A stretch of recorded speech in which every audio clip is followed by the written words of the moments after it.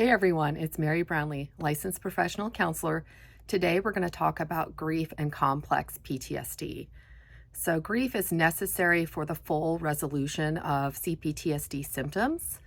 I think a lot of survivors are not aware of the enormous impact of grief in healing from childhood abuse and neglect. And so today we'll talk a little bit about why grief is so important, what it looks like to grieve in a healthy way, and what it can take to kind of resolve grief so that our CPTSD can heal and really not cause us long-term problems.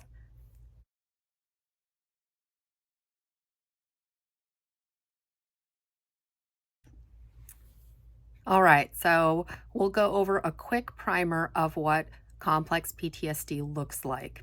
If you recall from one of my former videos of CPTSD versus normal PTSD, CPTSD has a few things in common with normal PTSD, like the hypervigilance, the startle reflex, nightmares, panic attacks, anxiety, for example, but it also has some unique differences. All right. And those unique differences usually have to do with relationships, for example.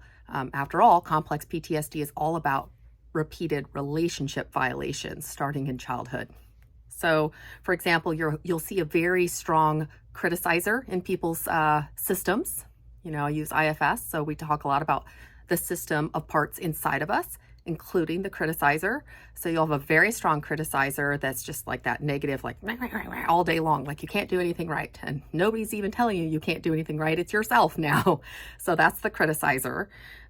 Excessive shame. Ooh. So yes, it's going to have a big, big shame wound where you just feel unworthy and unlovable and not good enough. And so CPTSD causes that big wound. Anxiety around relationships. So again, if our first earliest relationships with caregivers and family members harmed us repeatedly, we're going to have a hard time trusting other people and feeling safe in relationships. So that's another component of CPTSD. And also emotional flashbacks. So emotional flashbacks are a little bit different than, say, somebody having a flashback of a car accident, and maybe they have some sort of trigger and it reminds them of the car accident, and boom, the car, accident, kind of the memories of it sweeps over them and kind of takes them out of the present moment. That's like a normal flashback. An emotional flashback is a little bit different. This is where like the emotions of how you felt in the moment as you were being abused or neglected as a child stay with you today. And so you might have a trigger, for example, maybe it's a boss yelling at you at work or something like that. And boom, you'll have an immediate emotional flashback and feel like you are like 8 years old again and your father is screaming at you. So that's kind of like what an emotional flashback looks like. And then self-abandonment. So this is a big one. Again, I use IFS, and this is not unexpected when I'm doing trauma work with a client that we find out that their system is actually experiencing high distress due to self-abandonment. So again, when we don't have that beautiful, strong, self-wise adult energy on board, which we don't, of course, as trauma survivors at first, a lot of our inner wounds and child parts feel abandoned because there's no healthy adult loving energy present. That can up the system distress as well. So those are some unique wounds aside from the normal PTSD wounds that CPTSD has.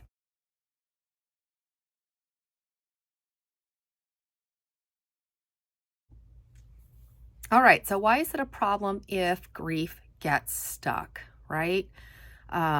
If we get stuck in a particular stage of grief, for example, maybe we get stuck in the anger stage, how can that harm us? Like, what is the impact of grief in terms of resolving CPTSD? And so really, some of the core wounds that grief resolves when we allow ourselves to feel sadness and pain over what happened to us, for example, is like the loss of belonging in our family. That it's really the death of safety as well. So not only did you not feel like you belong in your childhood, but you also probably rarely felt safe. So those are some losses you might have experienced. The death of your attachment needs, right? So all of us are born as tiny little babies hardwired to attach to a caregiver. But if that caregiver was not a healthy, nurturing adult, then we did not get our attachments needs met, for connection and belonging and safety and nurturing and love. Those were not met. the death or hope that anything will be any different. Ooh, so that I call that like the straw that breaks the camel's back moment. This is where it's like the complete loss of hope that anything you can do will change the outcome of your family's behavior towards you. So yeah. So as you can see, there's some layering of losses that CPTSD has that's different than, say, the loss of a living person to death, for example. It's more of these deeper, more profound losses related to our social and attachment needs, our needs for belonging, our needs for safety, our needs for being able to trust other people, to feel like we matter to other people. Ooh, yeah, as you can see, those are some really deep wounds.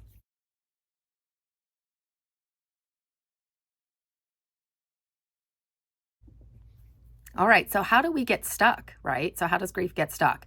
So usually getting stuck in any one particular stage of grief, and briefly, the stages of grief cover like denial and bargaining and anger and depression, and then finally, acceptance at the very end. So, for example, I see a lot of people who might be stuck in the stage of like denial, where they're not even aware that something has happened in their family of origins that caused them harm.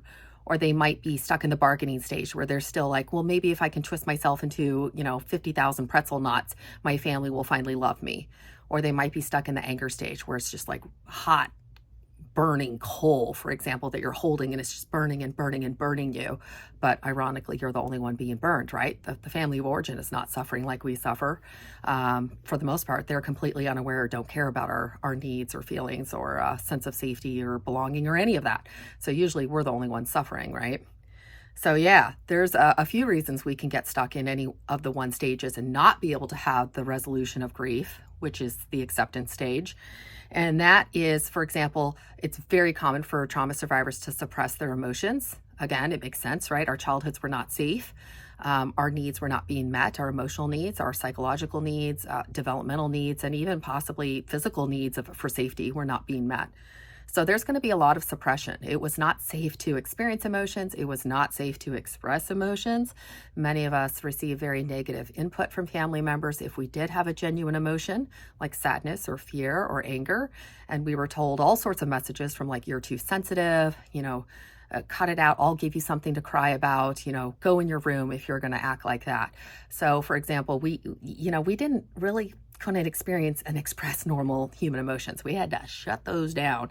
And then, other survivors, for example, are shut down through like disassociation because the trauma was to such an extent that their mind had to just completely go elsewhere through disassociation to survive. So that's like another way that emotional pain, the normal expression of grief, was trapped. And quite frankly, just the environment. If the environment is chaotic and unsafe on a regular basis, you're going to be in survival mode. You're just trying to survive from day to day. You don't really have the time or the safety or the quiet time or anything like that to actually express some genuine emotions, right? It was just pure survival. A lot of times I see very strong protectors on board. So again, I use IFS. Protectors, for example, the criticizer is a protector, disassociation is a protector, anger is a protector. But a lot of these protectors of our more vulnerable core wounds, for example, not feeling worthy, shame, not feeling good enough, etc. Those protectors are there to kind of minimize pain. Excuse me. They're there to minimize pain by doing things like suppressing our emotions, distracting us, for example, minimizing our own thoughts and feelings and needs, people pleasing, just keep other people happy. So yeah, if the protectors are doing a very good job of keeping emotional distress at bay, you're not really going to be able to successfully resolve emotions because they're in the background going, no, no, no, no, no, no, stop, stop, stop. Another good one, I think, is support, right? We don't have good social support in our families. In fact, quite the opposite. We may not have access to a good trauma therapist or even a good, loving friend. And so it's not safe enough, and we don't have good enough social support to be able to cry in a safe place and be held and comforted and to be understood, right? So this is where a really good trauma therapist can be really helpful in allowing trauma survivors to have their story be heard, be witnessed by a safe, kind, supportive person. And that's very helpful too, to allow the grief process to naturally resolve itself. There's also, I think, a fear of overwhelm. I see this commonly with a lot of my clients. They may intuitively know there's a lot of sadness deep down inside that has not been resolved, but they are terrified of overwhelm. It's like the Great Hoover Dam, for example, that's holding back an enormous body of water of sadness and fear and terror and grief. And they're afraid, like, if they even crack the door just a little bit, it's going to flood and overwhelm the system. Makes sense. So that's another protector, by the way, one that blocks. It's the good blocker, like, nope, nope, nope, nope, nope. We're not going to open those doors. Messages about vulnerability. Ooh, like our families, right? What did our families teach us about emotional expression and vulnerability and authenticity? A lot of times, right, in our families, none of those things were valued or possibly even punished, depending on the family. So if you have very strong messages in your family of origin that we don't express vulnerability or sadness or any type of negative emotion, then yeah, you're naturally going to be shutting those down and not allowing those to be processed. So those are kind of some of the ways that we can get stuck in a specific stage of grief and not be able to resolve the whole process.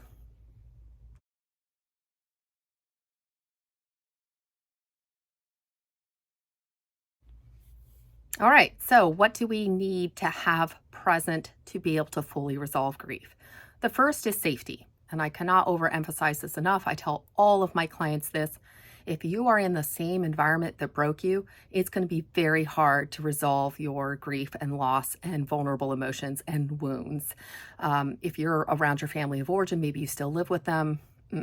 Because what's happening is they're going to still be impacting you negatively and possibly even traumatizing you still. And it's impossible to heal in an environment where you actually still need those protectors and those walls up to try to protect yourself. You're really still in survival mode. And you have to come out of survival mode to be able to do some of this normal, healthy grief work. So again, grief doesn't go away on its own, right? I've talked about this before in my other video on grief. It's like a beautiful ocean wave that comes up, and it does have a natural crest or a peak where it's most painful. But if we go ahead and breathe through it and know that it's normal and healthy and it will resolve, and we trust that it will resolve, and we let that grief naturally go back down, that's what it does. It'll naturally go back down, and it will eventually stop cresting and having those very strong waves of emotion. It will resolve itself eventually. And the ocean, like I like to say, the ocean will calm again. It won't always be like a turbulent wave after wave of emotions. Eventually the ocean calms, and that's the stage of acceptance. So yeah, if you're in an environment where it's still unsafe, you're not going to be able to resolve trauma or grief. So yeah, sometimes we have to go no contact for a period of time, for example, while we are doing trauma work with a good therapist, because you're not going to be able to work on a lot of this stuff while you're still being harmed. Another way is through education. The more you educate yourself about complex trauma and childhood abuse and neglect, and a lot of these terms and concepts that we go over as trauma therapists, the more you will be empowered to understand yourself and your family and the history of trauma that came way before you. And the more you know, the more you are empowered to protect yourself, to understand that it wasn't your fault, and to be able to move forward. So education is a huge part of the puzzle. That's what I'm doing here on this channel as well, is providing this education free for all anybody who's interested in, because it played such a huge part in my own recovery, as well as understanding what had happened so that I didn't blame myself anymore. That's a really important part of the puzzle. And then the last one, for example, is finding a really good trauma therapist. So you want to make sure you find a therapist who's well-versed in trauma. You don't want to just find a normal practitioner that maybe just specializes in general mental health. They're not necessarily going to know all of the information a trauma therapist would. Believe it or not, not all therapists are trained in trauma. It's kind of hard to believe. It's kind of crazy to me as a therapist. I graduated almost 10 years ago now, and there was not one single course in trauma work that I actually it was not even available for me to take to graduate with my master's degree in counseling, which boggles my mind because really the majority of what people are suffering from is trauma. So yeah, let that be your warning here, that you want to actually shop around for a good therapist and find one who is well versed in trauma, because therapists, I think their hearts can be in the right place, but they can unknowingly do some harm to people who've had extensive childhood trauma. I've also heard horror stories from my own clients. I myself have seen over the many years on my own healing journey, a couple different therapists, and one was really inadequate. Another was really awesome. And the one who was awesome had lots of experience working with trauma survivors and was a trauma survivor herself. So I think as trauma survivors, we really need somebody who understands deeply what it's like to inherit these core wounds of unworthiness and being unlovable and shame and dysfunctional and unsafe family dynamics. So those are kind of my top 3 things that I would suggest so that you could actually work on this grief wound. Safety, a good therapist, going no contact, or at least getting space from your family of origin for a period of time is so important. And then be gentle with yourself. When you're doing this process, it's not easy. It does have its ups and downs. Grief is messy. It's not like a linear, like I'm just going up in a nice linear line and then I'll feel better. Nah, it's kind of all over the place, like it's messy.